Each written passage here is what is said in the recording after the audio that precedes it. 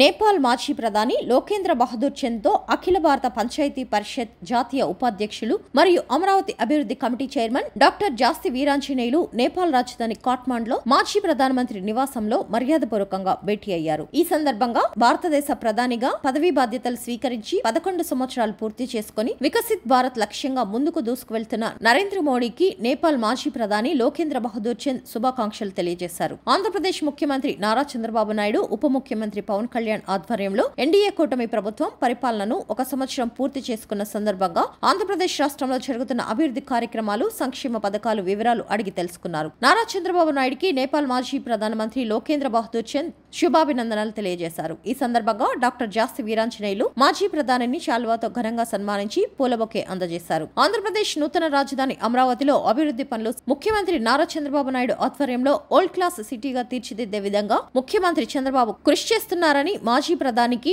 Doctor జాస్తి వీరాంజనేయులు వివరించారు. ఈ సందర్భంగా నేపాల్ మాజీ ప్రధాని మాట్లాడుతూ, ఆంధ్రప్రదేశ్ లోని అమరావతి అంటే మా నేపాల్ దేశంలోని బౌద్ధులకు, హిందువులకు పరమ పవిత్రమైన స్థలంగా భావిస్తారు అని అన్నారు. అటువంటి అమరావతి రాజధానిగా అంతర్జాతీయ స్థాయిలో భవిష్యత్తులో అభివృద్ధి చెందడం పట్ల సంతోషం వ్యక్తం చేశారు.